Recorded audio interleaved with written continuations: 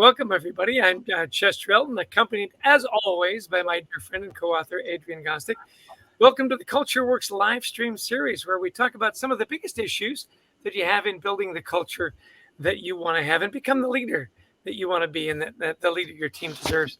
So, Adrian, your latest article in Forbes I found really fascinating because there's been a lot of talk about quiet quitting. Right. What was it? Survey found that 59% of workers might be considered as quiet quitters. And those are the silent killers, right? Yeah. They show. Your article is about loud quitting. So why are the loud quitters, even though they're a smaller percentage, about 18%, I think you said, why are they so much more dangerous than the quiet quitters? Well, and both, you're right. Both are dangerous to us. And we've been, in the media, there's been a lot of attention on these quiet quitters, but the loud quitters, boy, they're active, aren't they? Every time they're working with one of your clients or customers, they're maybe complaining every time. Oh yeah, that's just the way we are around here. And that's not helpful. In the break room or on meetings, etc. They're complaining. They're not only disengaged, but they're also dissatisfied. And as we found in our book, All In, dissatisfaction and disengagement are different things. If I'm satisfied, I'm not looking for other jobs. I'm happy with my pay or my benefits, etc. If I'm disengaged, well, I'm not giving my all. So they are different things. And those people who are loud, well, they're influencing a lot of people around them. Yeah, and they're disruptive. We've all had somebody on the team that just, complains and whines and moans, and you just go, oh my gosh, it doesn't make it much fun to come to work. It slows down productivity and all those things you talk about. I mean, I think if you've worked long enough in business, we've all had a loud quitter. and our reaction to them is, well, just quit already.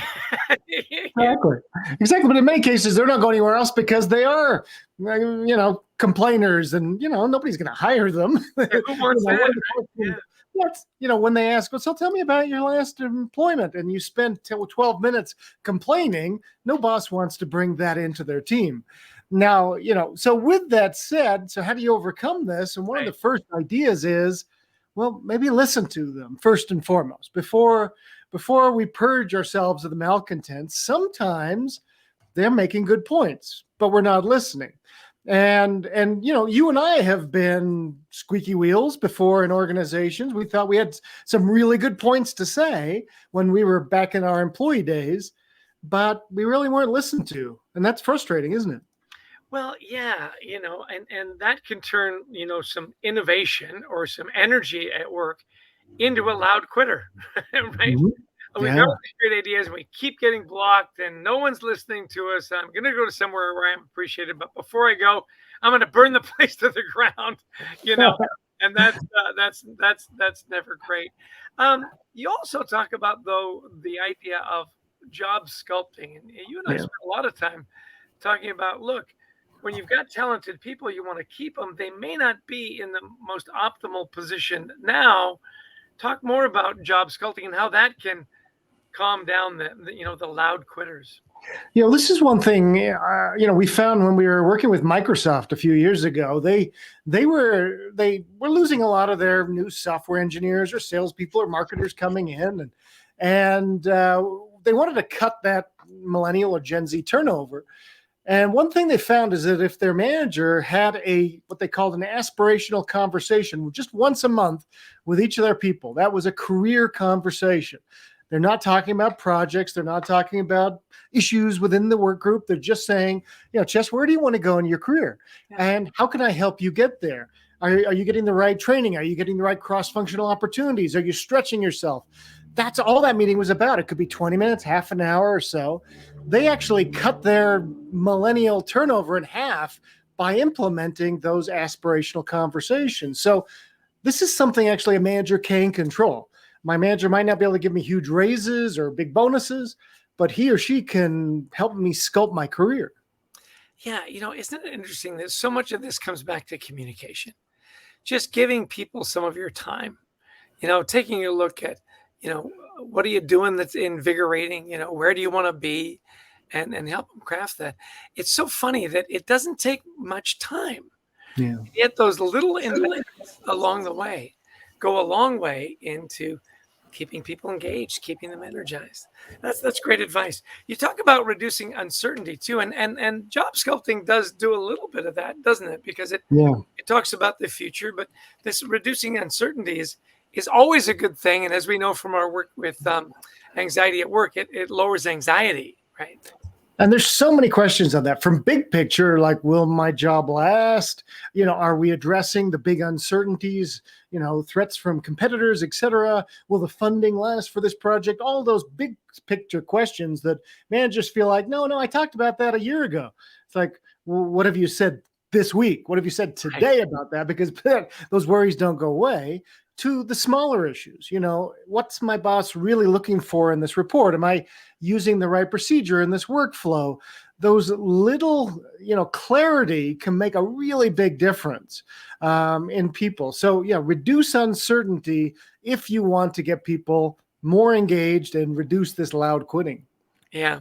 By the way, I just want to welcome everybody that's tuned in. We got people from Pakistan and India and Boston and my home state, the great state of New Jersey. So thanks, Tiffany Brown, for tuning in. We appreciate you giving up your time.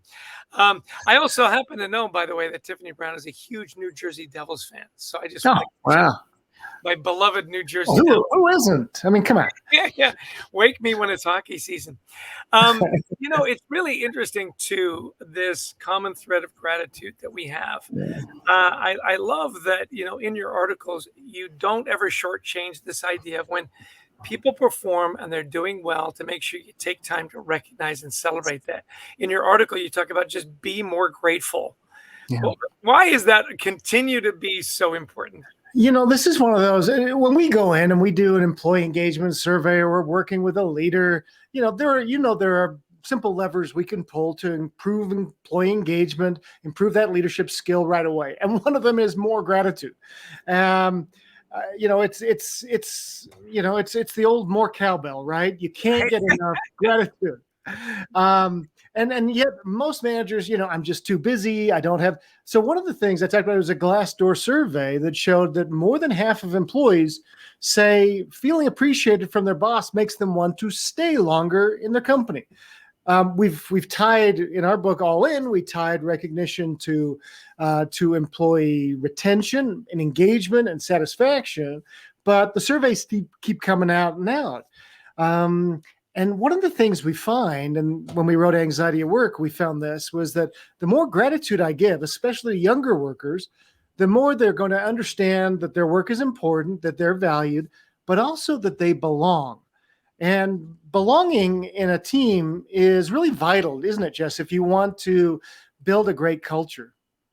Well, you make a good point right at the end of your article that silence can cause discontent and creep up even in the best and most productive workers. I think that's such an important message to end on today, that, you think that, Susan does a great job, or Brad is always, I don't need to tell him. That lack of communication, that lack of just touch points that say, hey, I know you're working hard, and I know you don't have all the tools that you need, and you continue to, whatever the situation is. I mean, I'm making stuff up here, but the point is those simple little touches of gratitude, the simple little, whether it's a text or a call, or just calling people into your office. Silence, when we have that sense, what do we immediately go to? We go to, something must be wrong. Absolutely. And I loved, when we wrote Anxiety at Work, my son, Anthony, who's in his mid-20s, and he works in a genetics lab. And he was saying that, sometimes we have to be more clear. And so we feel like we are being, and he used the example of a text that was sent from a boss to an employee. And the text was, the employee asks, did you get the report? And the boss says, yep, talk Monday. And we went, what's wrong with that? And Tony, my son, goes, what, are you kidding? He says, first off, talk Monday, ... That's, you might as well go, dun, dun, dun. Like, what's wrong with the report? In fact, this employee, wasn't my son, but it was the employee, said, I rewrote the report 3 times over the weekend because obviously something was wrong with it. And when we talked to the boss went, well, no, nothing was wrong. I just said, I'll talk to you Monday. But again, that lack of clarity, would have been if they just said, yeah, hey, appreciate your great work. We'll get into specifics Monday, but it looks really good on a first draft. Thank you. That would have all been needed.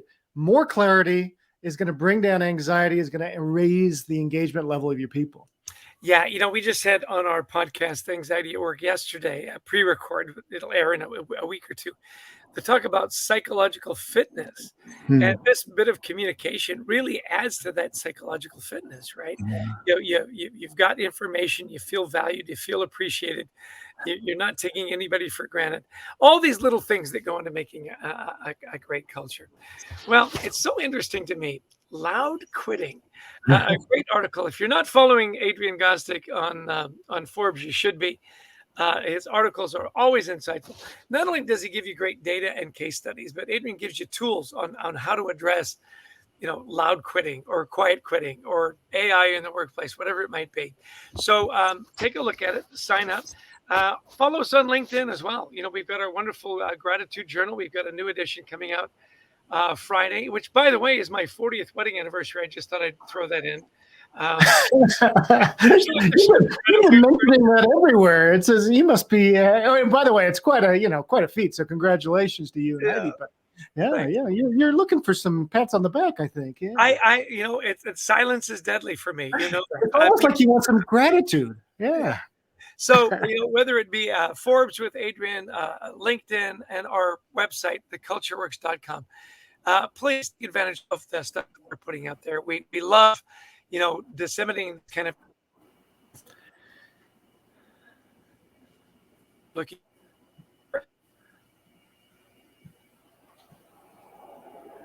And I think we lost Chester, so we'll close out here. And thanks, everybody, for joining us. Until next time, Thanks, everybody, for joining us.